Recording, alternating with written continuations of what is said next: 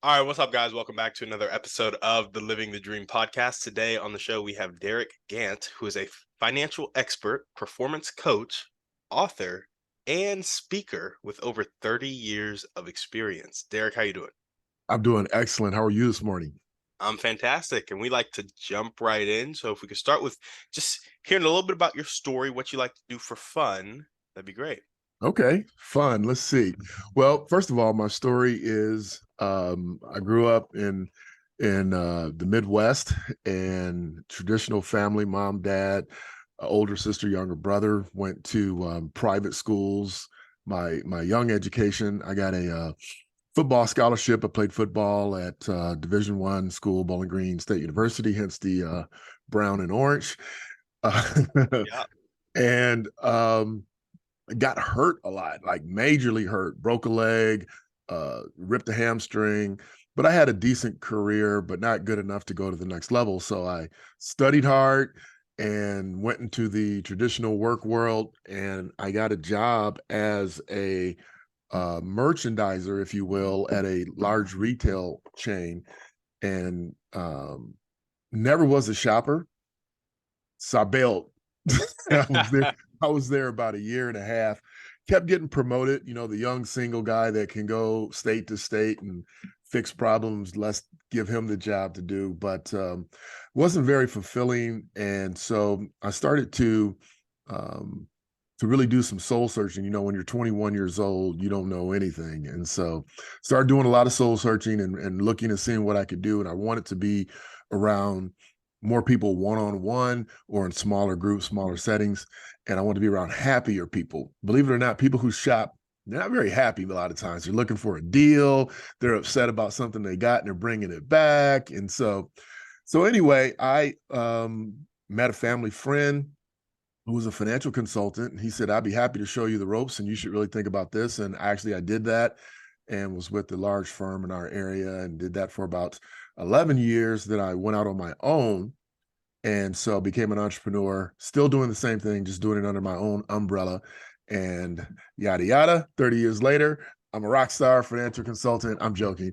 I'm a financial consultant. And I wanted to share more insights about how to position ourselves for a better life. And so because of my financial expertise, you know, I decided to write a book heavy on the laws and principles of finance, but we also talked about the other things that I learned along the way. So we talk about your fitness level, we talk about your spiritual level. Now, I don't go into like church and those things, but we talk about, you know, meditation, having quiet time, contemplation, like being under control of your own being and those type of things. And so the book that I wrote, the 24K Life Code, really is about how to create the tools and the habits to set your code, yourself up for success, because each one of us is different.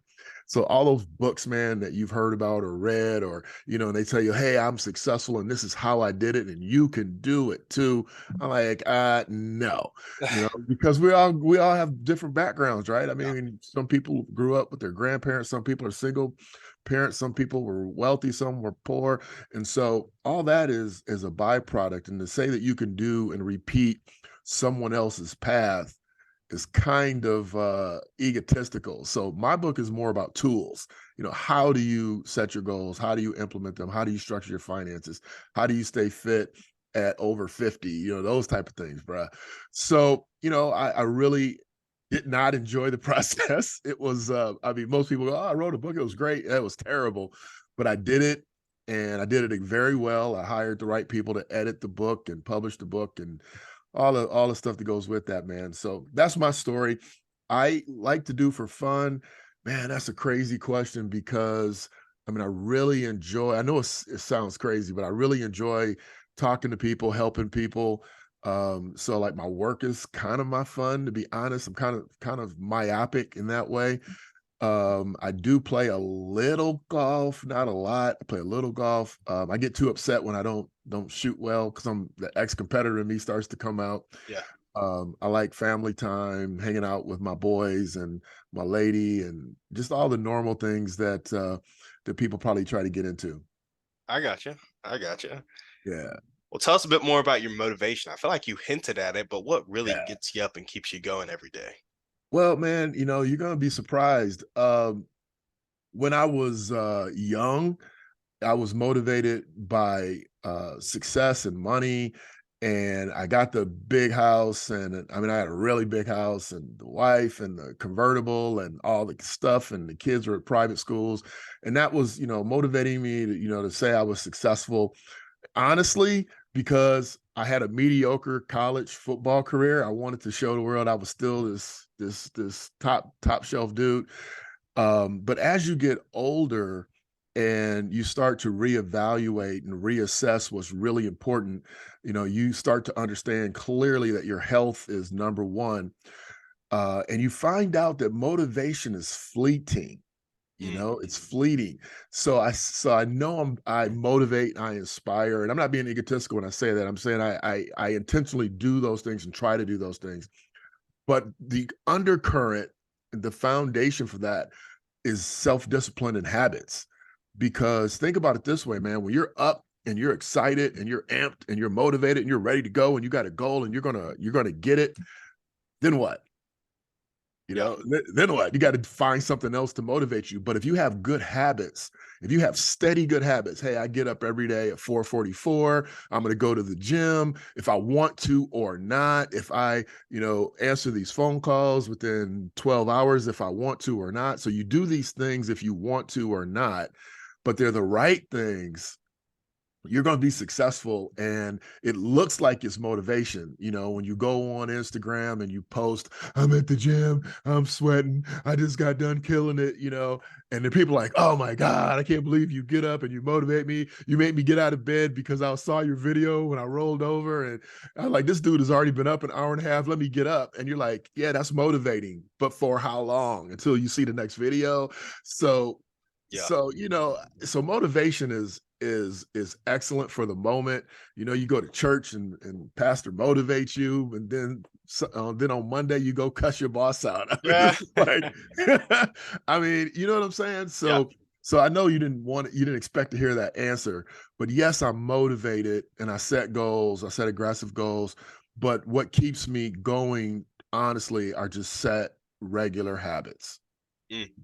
No, I love it. I think that's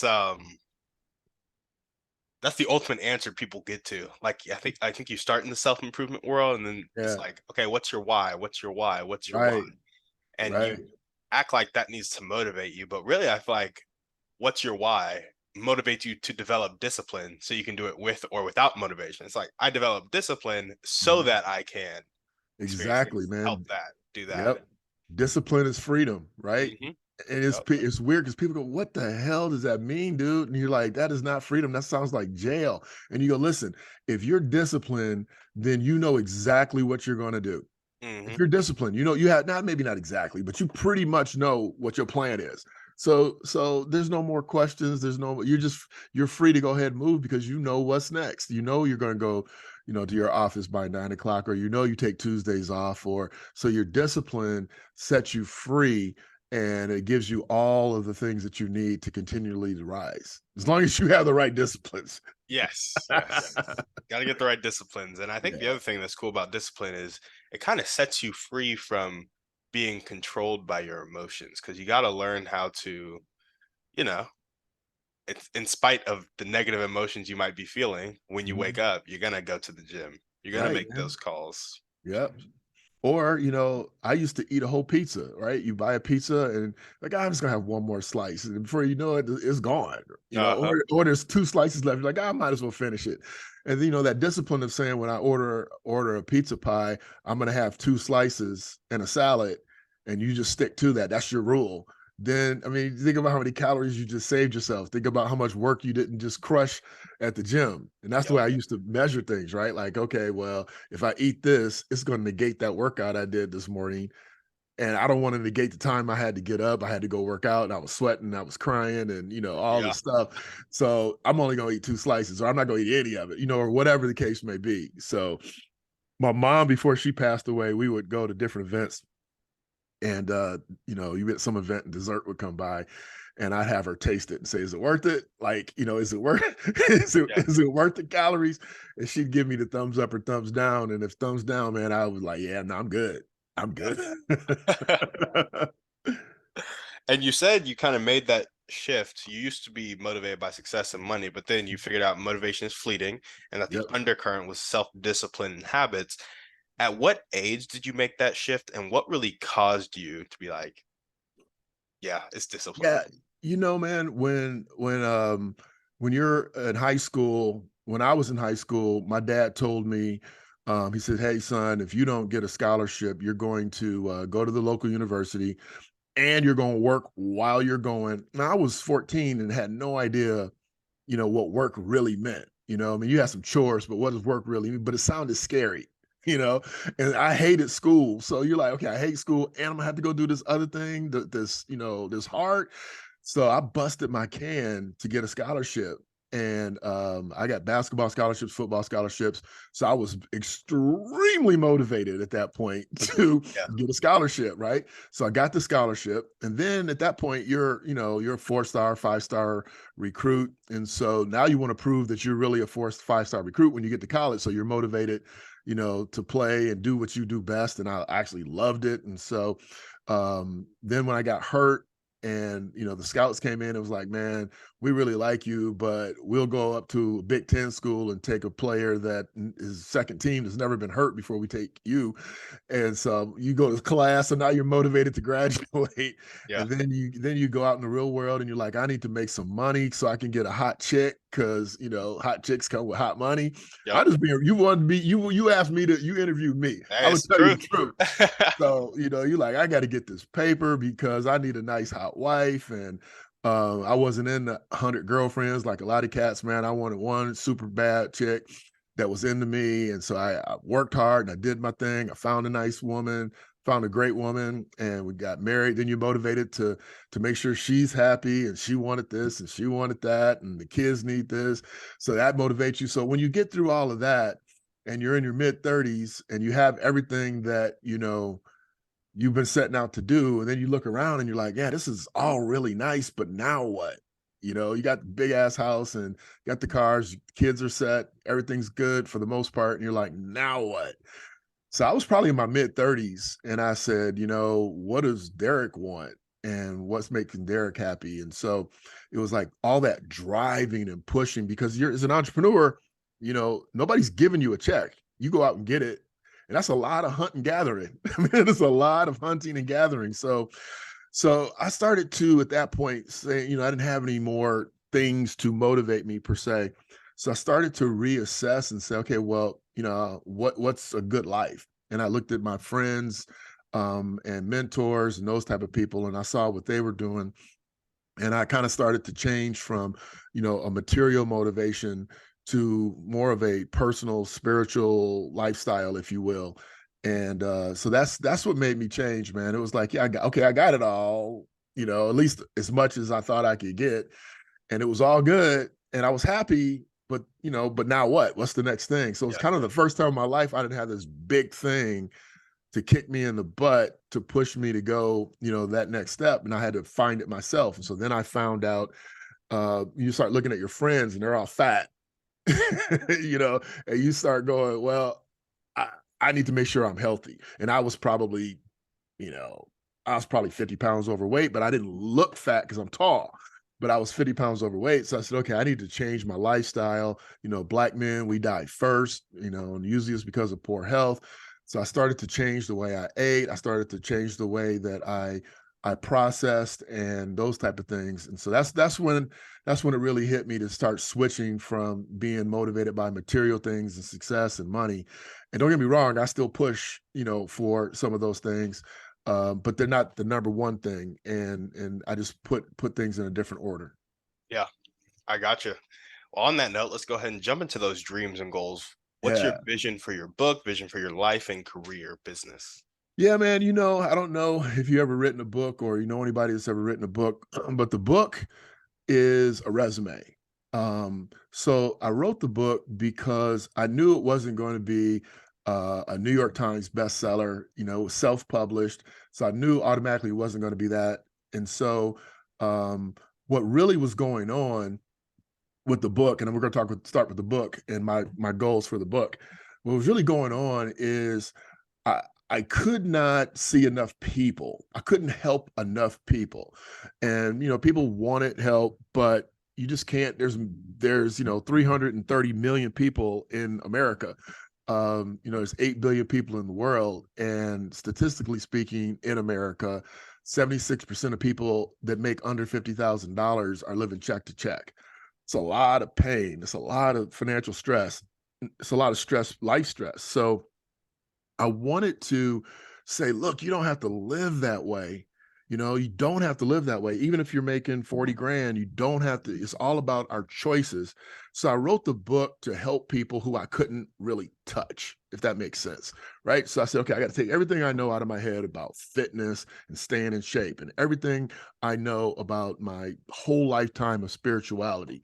And I was born a Pentecostal. I went to Catholic schools. I went to school with Jewish people. I mean, so I had expanded my breadth of religion and Christianity and spirituality, which is why I'm not religious. I'm spiritual. Uh, because everybody, every religion says they're the chosen ones, which means that the rest of us is going to hell. So, so I figured out pretty quick that ain't right. That's not Yeah. right. So I switched to spirituality, got away from the rituals and the habits of doing the routine versus really being connected to my brother, my sister, and my God. And so I wrote the book to help people at least get them started. So if you want to get started, the book helps you get started in that direction. As far as the other things, man, I'm still not what I would consider to be financially free. And that's simple. I don't have any debt, but what that really means is that, I want to make enough money. If I was sitting on the couch, most people call it retirement, and still do all the extra things, go to Europe and go to Africa and travel the world and help the poor and you can't really help the poor, but you can kind of be philanthropic in a lot of things, maybe help kids with education and all those kind of things. So most of my goals are to um, buy time, right? Most of my wealthiest clients and friends, they buy time, and you buy time by having income coming in, other people generating it, and you're doing the things like, instead of driving to Colorado, you fly to Colorado. Instead of flying to Colorado commercially, you charter a jet because you can go and come back when you want to. I'll tell you this badass story, bro. I Yeah. mean, maybe you want to hear, you don't want to hear it, but this is a true story. Hit me with it. So, so this cat I was working out with, he's unfortunately gone, but he was a member of the Silver Spoon Club. So his granddaddy was rich, which means his daddy was rich, which means that he was rich, right? So he inherited this company, and he's probably 12 years older than me. And we're working out, we're workout partners just by accident. Success attracts success, like it likes like, right? So older dude, fit, always in the gym at 5 o'clock. There's not a lot of people in the gym at 5 o'clock. So, we just became buddies. We became workout partners. We started hanging out a little bit here and there. So one day he hits me up. He goes, "Hey man, you want to go to the Cleveland Cavaliers game?" I'm like, "Yeah, I'd love to." So I had a buddy named Jim Jackson who was playing at the time. So he'd go see one of my high school buddies play the game at a high level. So I'm like, "Yeah, I'd love to go." He says, I'll swing through and pick you up. So he comes by my house. Now I'm driving a Jeep Cherokee, just to give some people a point of reference. So that's my lifestyle, right? He comes by my house. He picks me up in this Mercedes-Benz S-Class 550 that's just spotless and clean and the whole nine. So I get in the car, we take off, and we're going to the local airport. So we go to the local airport, and you can go left or right. If you go left, you're going to the commercial airline. If you go right, you're going to the private. Now, I had never gone right. Right? So this dude turns right. And of course, on the way to the airport, I'm like, man, this is a special way to Cleveland because I ain't never went this way. Yeah. I'm not saying anything. I'm just going along for the ride. So I'm like, okay, well, maybe we're picking somebody else up. I ain't asking. I'm just chilling. So we go to the right. We pull into the private airport. and there's 3 or 4 dudes standing there. They're his buddies. And I meet these guys. We go through the little private thing, and they say, "Hey, Mr. X, your plane's ready. It's fueled, ready to go." This cat gets behind the wheel. He's like, "Derick, come on up, be co-pilot." Just like, this little kid from the inner city, right? I'm like, okay. I mean, I am relatively fearless when it comes to stuff like that. So I'm like, this is dope. Get in Yeah. the co-pilot seat. We take off. We go to Cleveland. He lets me fly the thing. All you got to do is keep it on the horizontal. So he's let me do that for maybe 20 minutes. And we land. We get out. We grab a taxi. We go to the steakhouse. Okay, best steak I ever had. Maybe because of the Mercedes and the plane. I don't know, but it was a great steak. We go to the game. We are literally sitting in the second row of chairs, right? Seats, not the stands, the seats where they have the nice cushy folding chairs. I see my boy, he sees me, it's cool, it's cool. If I tell people if one of the players would have went like this, I'd have got sweat all over me. That's how close we were to the court. And so, long story short, man, I was home in bed by 10:30. Right now, Oh, if I'd have normally gone to a Cavs game, we're talking about being home and in bed at 2:30. yo. 10:30, I was home and in bed. That's called buying time. We had an amazing night, and I was home in bed at 10:30 and at the gym 5 o'clock the next day. So, do I want to fly a plane? No. Do I want to buy that kind of time? Yes. So those are my goals and dreams, man. And to be able to help people along the way is part of my mission, is part of my purpose. I like to call myself Black Moses, set my people financially free. Yo. So you didn't know what you was getting into with this interview, did you, bro? Hey, I love it though. I love Yeah, it. man. So yeah, those are my goals and dreams, man. I keep it simple, stay healthy, help people, and prosper along the way. I got you. So you wrote the book so Mhm. you could help and see more people kind of get to that financial freedom mark when you can't give them your personal time and you're looking to make enough passive income so that you can buy your time back. Yeah, but the book is not a moneymaker. The average, and I knew it when I went in, and so, but that wasn't the purpose. So it didn't deter me. So the average self-published author sells 250 copies of their book in a lifetime. And these are things you can go Google, right? So if Yeah. you want to write a book and you go, I'm gonna be the man who write this book, people gonna know me. Well, check this out. Watch me do what I do. That's not what's going to happen. And I knew what was going on. So what I did and what I do as far as that income part is that I don't really count on the book for that. I use the book as a resume. So if you said, "Hey, Derick, I want you to come. I'm having this big event. And I want you to speak on my platform." You got the book. You can read it. You can see if I got any common sense at all. Right? I mean, you can see if I'm an idiot. Because some people say they write a book and it's Yeah.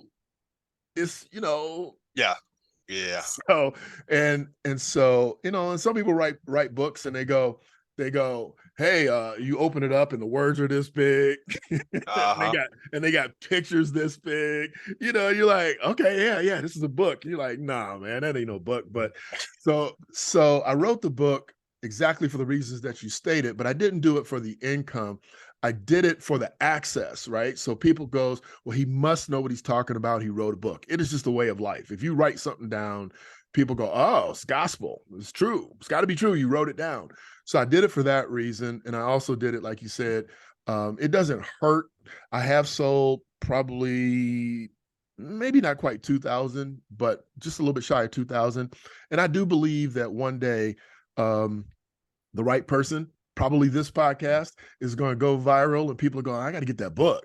And it's not for the money, but it's for the help. And think about it this way.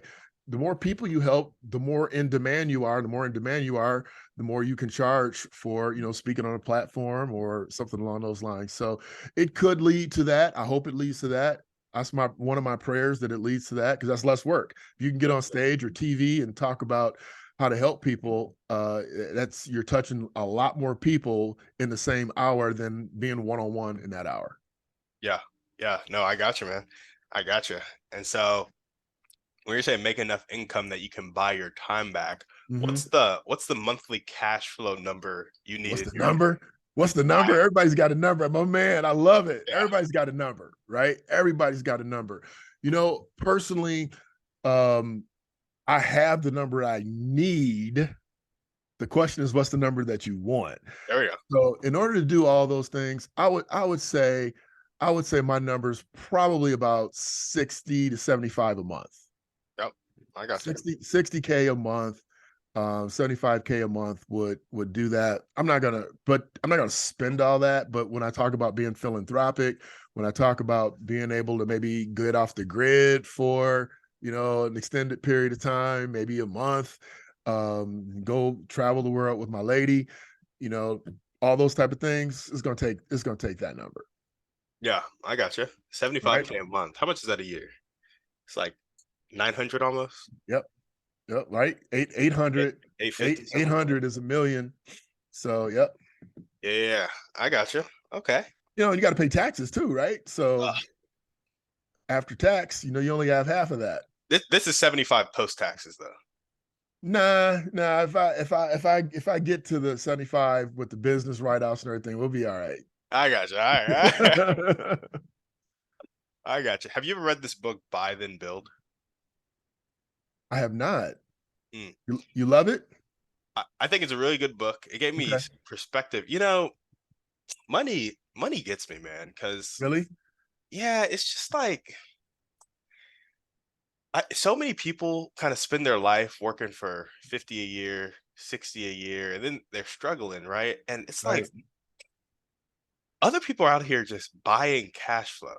Like Yeah, they man. spend their time buying cash flow. And like you can go buy 250,000 a year in cash flow for like $100,000 down. And yeah, you're Right. taking on some debt. Yeah, it's business. Yeah, there's risk, but life is risky and Yeah. much riskier to live on 40K with 4 kids. So Much risky, and I like your mindset, man, because that's exactly where you should be thinking. My son is a realtor, and I have him on track to tap $100,000 of cash that he can just stick in his sock drawer, and then every dime that he makes or invests above and beyond that is to buy cash flow. yep, yep, You yep, know? yep. And it gets me because I feel like if you had just told people that some of the best ways to make money is to just buy it, and you had told them that when they were 8 years old and you had been prepping them for that coming through adulthood, it's like that 16-year-old that's making 1K a month, if they had just pocketed that whole 1K and put it in a savings account, by the time they're 22, they have that kind of nest egg that makes them Exactly, comfortable to where they can just start buying that cash flow. exactly. And it only takes a couple years to buy up 4 or 5K of cash flow and then really set you up to make some big moves. So Well, the reality, I was gonna say the problem, but it's not a problem, it's the reality. The reality is that society is too busy telling you you need a new big screen TV and that you gotta pay for it. And so you get the big screen TV, you finance it, then you gotta keep smashing at work and to pay for the TV. And because you're smashing at work, you get home and you want to watch the TV versus trying to figure out the ins and outs of buying passive cash or yep, buying cash. And so you never get in a position or very rarely you get in a position to do that. And if you see your mom and dad working like that, you feel for them, but somehow that's the pattern of life that's set for you. And so then you in turn do the same thing. And the reality is that 10% of the people don't do that. Those 10% run the world. yeah, yeah. No, it's facts. Yeah, It's because I had a Ford Expedition, man, and everybody was like, "Man, you a financial consultant. Why are you driving that same car? How long you had that thing?" I'm like, "Man, this is year 14, and I'm gonna drive it till the wheels start uh, shaking and fall off." And I pretty much did before I got a new vehicle, because we put our money in the wrong spots. That thing is to get me to cash. It's not making me cash. yeah, And so it's with that type of mindset of saying, I'm going to go on vacation, but trust me, when I go, I'm looking for opportunity to either invest where I am, to strike up a conversation. If you ever catch me on a plane without a copy, dude, something's wrong, right? yeah. Something's wrong because I'm talking to people, I'm encouraging people, and doing exactly what you're talking about. And if I get a young cat like you, man, I'll blow your ear off. Seriously, blow Yeah. your ear out. But I mean, not you because you already know the game. But most guys don't know. They're too busy trying to figure out how to get the latest PS2 or the latest Jordans, or they're spending $200 on. I listened to my nephews the other day talking about some shoe, and you better get it because it's at 230 before it goes higher. And you're just like, dude, Yeah. no, no. Yeah. Yeah. Yeah. Yeah. So I just to kind of bring it full circle, I was listening to Buy Then Build recently. He was talking about how kind of for the same price you buy a beginner home, Mhm. you can buy a business that'll start to build your career. And if you like business, if you have some experience, if you have that entrepreneurial itch, instead of running a startup, which has a 90% failure rate, you can go buy a business, which Right. when they're established, the thing about businesses is the less money you spend on one, the riskier it is actually. So if you buy a business that's doing 100K in cash flow, it's probably more likely to fail than a business that's doing a million in cash flow. Right. But he was saying like that business that has hit a million EBITDA is like in the top 4% of businesses in the nation, and so Exactly. has And a people really think low the failure numbers are off the charts and they're not. rate. Oh, they must be doing $1 billion. Like, no, Nope, nope, no. nope. Yeah, so I was just reading Buy Them Bill, and it's Yeah, just keep reading, man. Keep reading and keep strategizing, and you're on the right path. There's no question about that. yeah, yeah. No, I appreciate that. Well, awesome. Any other dreams or goals that you want to add to this list? Man, I have two adult sons, and my dreams and goals are to be well off enough, long enough that I can help them reach their goals and dreams, and help the people that in their network and their circle. I spend a lot of time. When I say a lot of time, when they are willing, I'll spend time with my son's friends, his circle, and we chop it up about these type of conversations that you're talking about. We might be talking about buying doors, like, don't buy one door, buy like four. Oh yeah, If you have extra money, let's put it aside. If you have extra money and you don't have $10,000 put up anywhere, you don't have any money, because people think, hey, I got $2,000, I got some money. Let's go invest. And you're like, no, I just tell people as nicely as I could, say, you're an investment guy.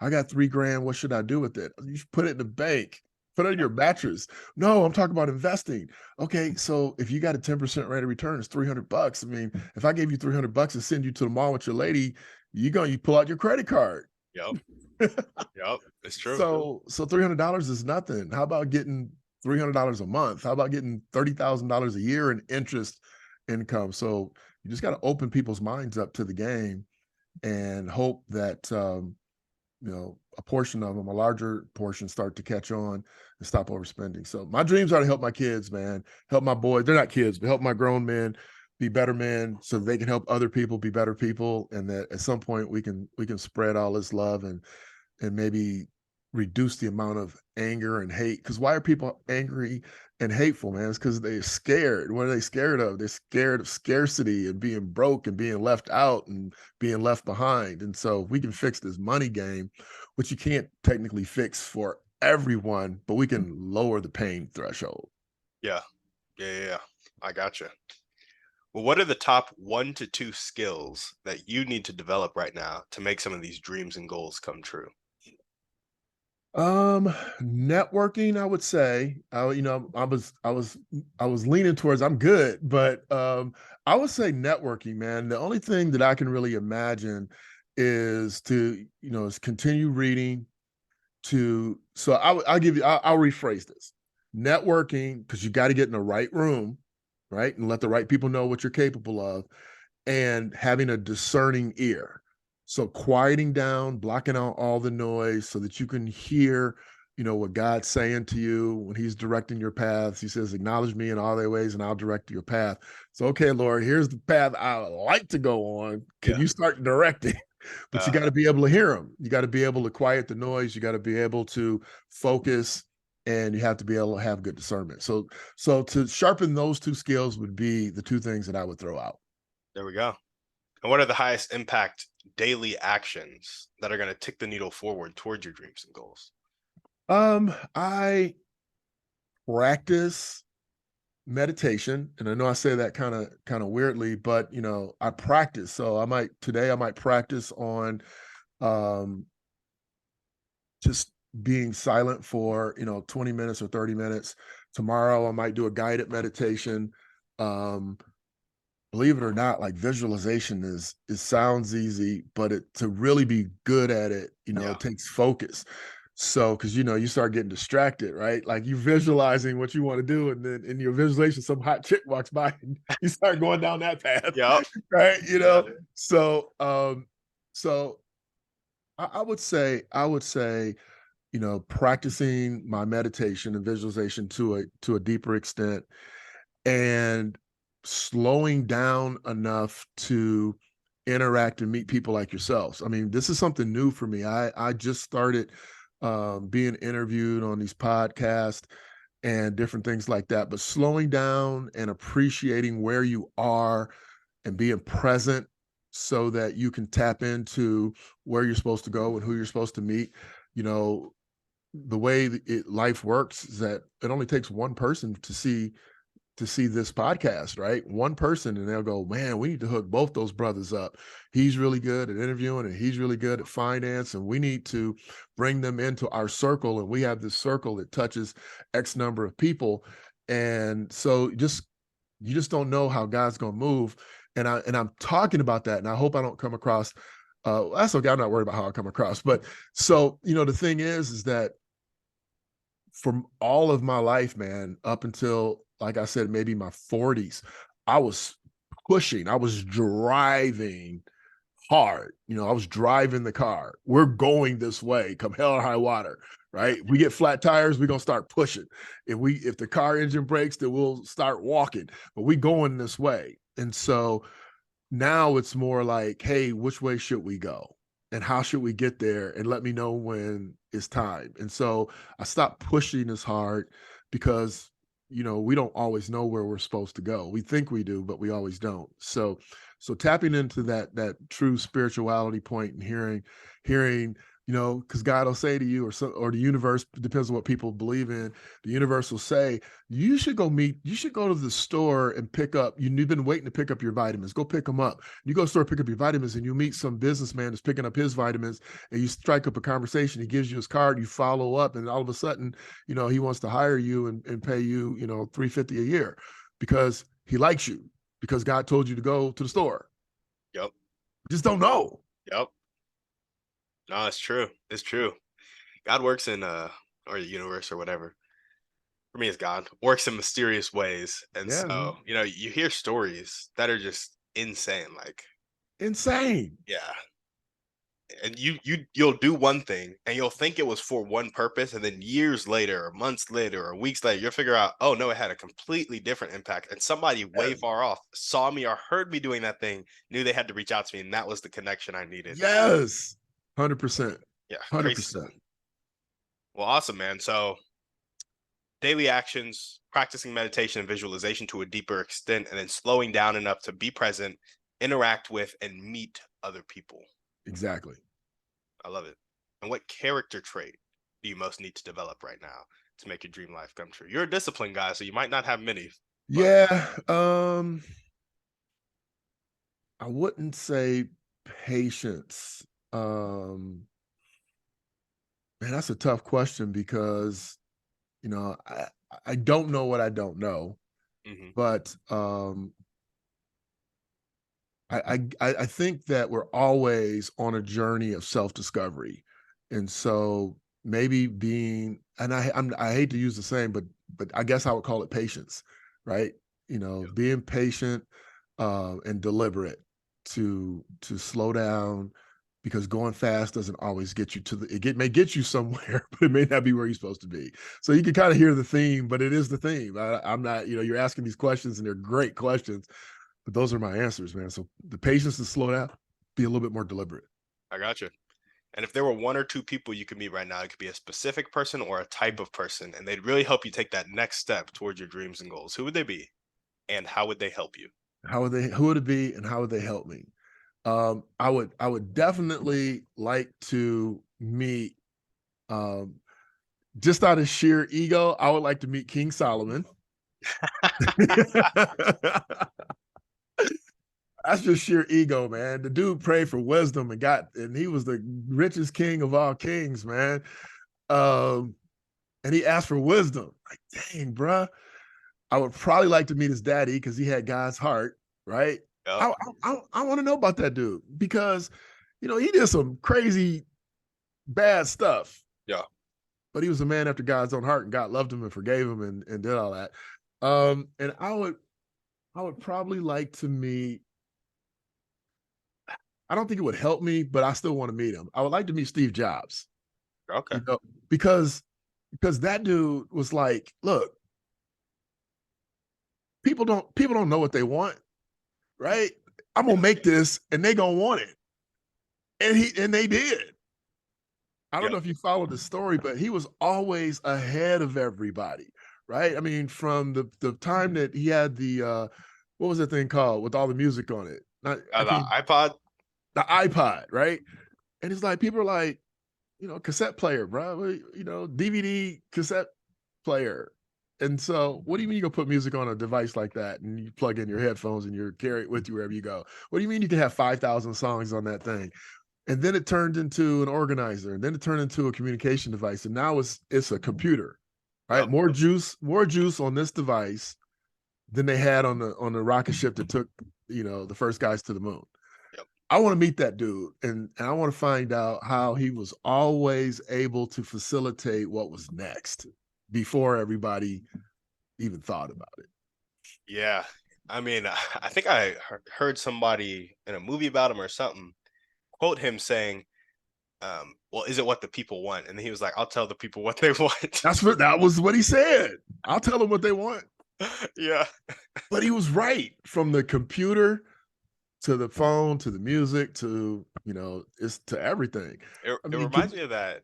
Reminds me of that Henry Ford quote too. Henry Ford was like, if I'd asked the people what they wanted, they would have said faster horses. I heard that one too. That's an excellent quote. And they Yeah. would have. Think about it, because Mhm. people's imagination, that's as far as it took them. I want faster horses. Yeah. Yeah. No, it's true. I would like to know kind of what was going on in Steve's head as well. Yeah, think Have you about heard? it, you're right. You start talking about buying cash flow. Okay, well, what cash flow do I need to buy next? I mean, like, Uh, what's next? yeah. Yeah. Have you heard Steve talk about kind of his view of like he was looking around the world and he noticed that everything around him had been created by other men and that he too, if he decided to, could make his own mark in the universe by like being intentional and choosing to poke where he knew he needed to poke. And I Yeah, just thought I have not heard that. Was that on one of the documentaries or one of his movies, or is this something he wrote, or where did you pick that up? Do you know? it was like on an Instagram reel, Oh, maybe. okay. Yeah, of him doing like a All right. college speech, I think. Okay. So I had to go do a little bit more homework. Since I just said out loud that I want to meet him, maybe I should go do a little bit more studying on him. But again, I personally believe that that quiet, deliberate, some people are just geniuses like that, in other areas. I mean, LeBron's a genius on the court, Steph's a genius on the court, Steve was a genius with computers, Les Brown was a master of words. So some things we just can't adopt. We have to tap into our own genius. But I would like to be able to tap into my genius the way he tapped into his, the way LeBron taps into his, the way Kobe tapped into his, and my all-time favorite, the way Michael, I won't get in a debate who's the best, but the way Michael tapped into his. I believe as a 24K, and I never really explained 24K, but as 24K, I believe that we all have our inner genius. And then when we get rid of all of the things that hold us back, your limiting beliefs, your fears, procrastination, um, childishness. My son loves to say, "They so childish," right? He'll be on the internet going, "Internet's undefeated, but they childish," and he always has me laughing. But anyway, I believe that once we get rid of the things that hold us back, that we personally can rise and shine. And like gold, you got to go through the process. You got to go through the fire, right? You got to heat it up enough to get rid of the nickel. You got to heat it up to get rid of the copper, get rid of the iron. And so you're left with pure gold. And I liken us as humans as pure gold. And you need to crack your code, right? The 24K life code. What's your code to be your unique self and tap into that so that you can be deliberate. And that's, like I've already mentioned on several occasions, I am continuously working towards that because I think, again, it makes your life easier, right? If you kind of know innately or spiritually or whatever you want to call it, where you're supposed to go and how to get there and what to expect, then you'll be happy about going there. Yeah. Yeah. I love it. So would you say your genius is helping people kind of connect their inner genius? Yeah, I think that my real gift is taking um tough speak and putting it into plain speak. Mm. So, we can talk about extrapolating formulas and collars for stock trades, and we can do all those things that most people are like, huh? What? Or we can talk about, look, let's buy cash flow. Yep. Let's invest in assets. Let's stop buying shoes and cars, Uh-huh. I right? got you. So I believe that that's my gift. That taking tougher concepts and drilling them down to plain speak and helping people understand that they don't have to be shackled, to debt and other things in life. Yeah. I got you. I love it, man. Well, cool. We're gonna jump to our thriving three real quick, and then we got one more section. You ready Okay, for it? I'm ready. All right.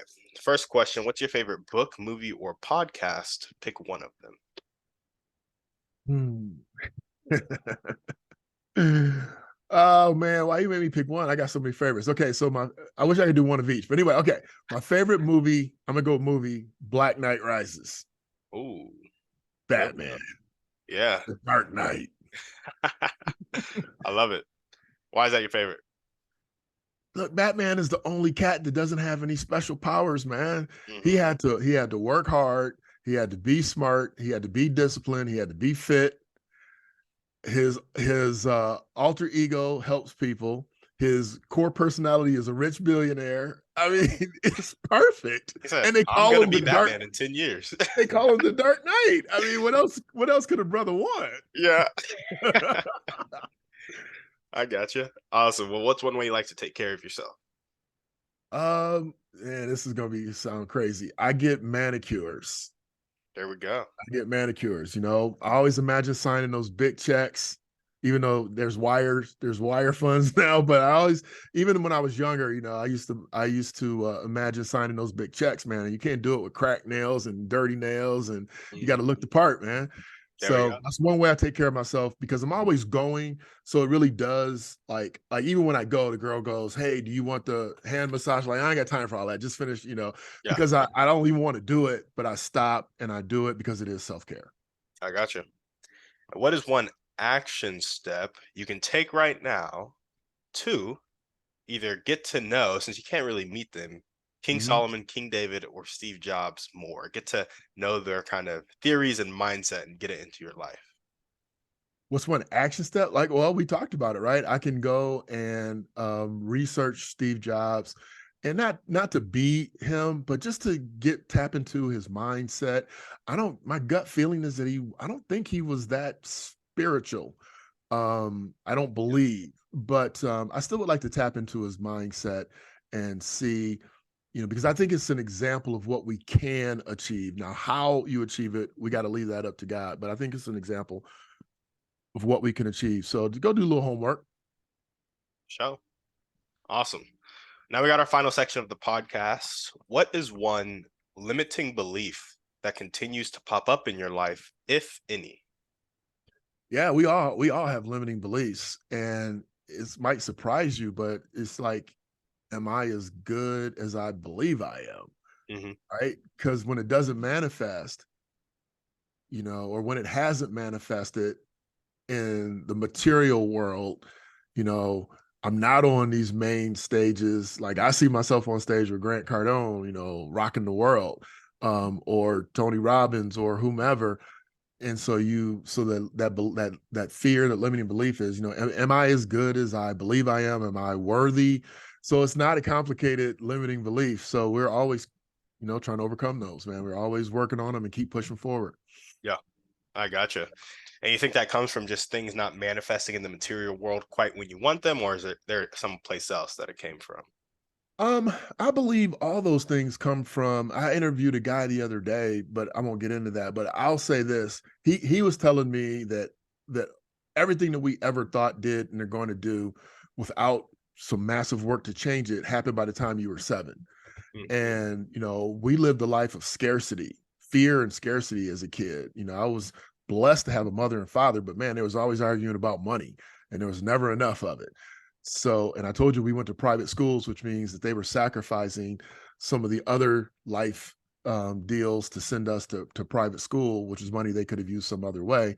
They wanted us to have a better life. So that flip side of that coin, of course, is, well, am I worthy of all those sacrifices? Am I doing what they wanted me to do? And I know I have, but now you're into, am I doing what I'm capable of doing? Right. Yeah. So I end every one of my YouTubes and my lives is with, be your best, bring your best, leave nothing to chance. And so, am I being my best? Am I bringing my best? Because if I do those two things, I minimize the chance of failure. Mm. Yeah. I love it. Yeah. Well, this is going to be a curious question. Then, do you have Yeah. any limiting actions that are reinforcing that limiting belief? Am I as good as I believe I am? Yeah, for sure, man. That's why they're limiting beliefs, because you act them out and they turn into this vicious cycle, and you try to overcome those things. So I would say to you, procrastination, Hmm. right? It's like, I'm gonna do such and such. And then you're like, what if it doesn't work? So you talk yourself out of it before you even start doing it. Um, I listen to Gary Vee, and he talks about posting. My son sent me a clip of Gary Vee the other day. He was interviewing, he was being interviewed, and some woman was asking him, or he was asking some woman about her business. She was bitching that her business wasn't cranking the way she thought it should. And he was asking her how many times a day she posted, man. And she answered everything but how many times a day she posted. So finally she was like, well, maybe once, you Yeah. know.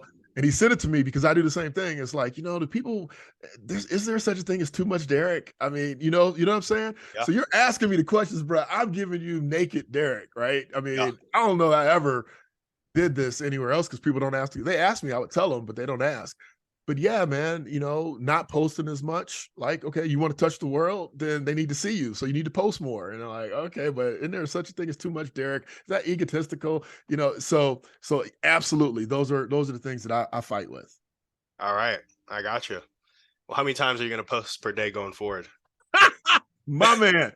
Well, since he sent me the clip, which I've had about a week, I've number one posted every day, which is good for me. Yeah. But to answer your question, let's say I'm going to post 3 times a day, and that's not. He says you need to post 8 or 9 a day, but Mm. I'm honestly say to my man, 3 times a day, moving What's forward, stopping you from doing 8 or 9? getting to 3. I had to get to 1 first, and then I get to 2, then to 3. So I'm going from 1 to 3. So I'm already tripling what I'm saying I'm gonna do. So there's nothing but me stopping me, Yeah. right? And of course, those things do take time, but I have the time. I wake up at 4:44 every day, and I go to the gym, I clean up. Repurposing content, because he doesn't tell you to create 10 new things. He Yeah. says go do a couple things and then make some reels, make some stories, make some shorts, make some a post, make some a picture. So I'm not suggesting that it's going to take hours on hours on hours, but probably an hour a day, hour and a half a day, I'm guessing. Yeah. You know what you got to do? You just got to get all the recordings from the podcast you're on and have a virtual assistant cut 12 clips from each podcast. 12 30-second clips, 30 seconds My to a minute. man. And I'm good. Yeah. Yeah. Yeah. Yeah. All right, I'm gonna do it. I'm gonna do All it. right. There we go. I love it. Well, cool. If you were to change your limiting belief, am I as good as I believe I am, into an abundant phrase that really spoke to your heart in the way that you needed to hear it, what would that phrase be? It would be, I am more than enough. There we go. It's not complicated, right? Is I am more than enough Keep it in simple. every area, right? I'm more than enough good dad. I'm more than enough financial consultant. I'm more than enough provider. I'm more than enough, support person. I'm more than enough. Yeah. That's what it would be. I love it. And when your limiting beliefs start to take over, What thoughts or actions do you resort to in order to kind of take back control, focus on abundance? The reason why I was able to come up with that mantra so fast is because I go to my mantras, I go to my affirmations. Um, if need be, I go to uh, some encouraging music. I have a playlist. I have these playlists, all the stuff that gets me amped up and ready to go. If I get too into my feelings on that topic, I might go work out. I might come home and cut my hair or shave and clean myself up and put on a nice crisp shirt. I Mm, mean, all those things, the things that my code, the things that make me feel better, those are the things that make me feel better. I got you. I got you. All right. One last question for you. What All right, I'm ready. is your favorite belief about yourself? What is my favorite belief Hmm. about myself? Yep. Um, my favorite belief is that I am chosen. Like, and I'm chosen by God to deliver this message. Mm, That's my favorite belief. And I laughed and looked up when I said it because I'm gonna tell you why. Is because if you go do your homework, every great leader, good or bad, believed they were chosen. yeah. Napoleon thought he was chosen. Hitler thought he was chosen. I mean, good or bad, Genghis Khan thought he was chosen by God. So that's why I smiled and looked up because some people that believe that are crazy. Yeah. But yeah, that's my belief. I believe when I joked about the Black Moses thing, I believe that I was chosen to help people become financially free. Let my people. That's me talking to debt. Yeah. There we go, man. Well, Derek, that's all we got for you. Thanks for coming on the show. Hey man, I enjoyed every second of it. You ask a great questions. You have a great podcast, and I hope that every success that you're looking for in life is yours. And it comes to you with swiftness and clarity. Hey, I appreciate that. Is there anything else you want to chat about before we sign off? No, man, I'm great, man. I wish you the best and wish your audience the best, and pray that you do all that you're set to do. Sounds good, man. I appreciate it. If you guys are listening to this, thank you for watching. And if you liked what Derek had to say, make sure to check him out. All the links to do so will be down in the show notes. Go ahead and buy the book. What's the book called again, Derek? The 24K Life Code. 24K Life Code. Buy a copy of the book, rate it, review it, and then buy a copy for a friend. Send There it you to go. them and have them rate it and review it. There you go. There it is. If you're listening, he just held up a picture of the book. So go to YouTube, like the video, but go to this like 58th minute or something, and you'll see the book and its cover. Or just go to the links down in the show notes, and you'll be able to buy a copy. So, Like and subscribe. Make sure they like and subscribe to the show. hey, there we go. Do that too. Appreciate you guys. Thank you for watching. We will see you on the next one. And on that note, we're out.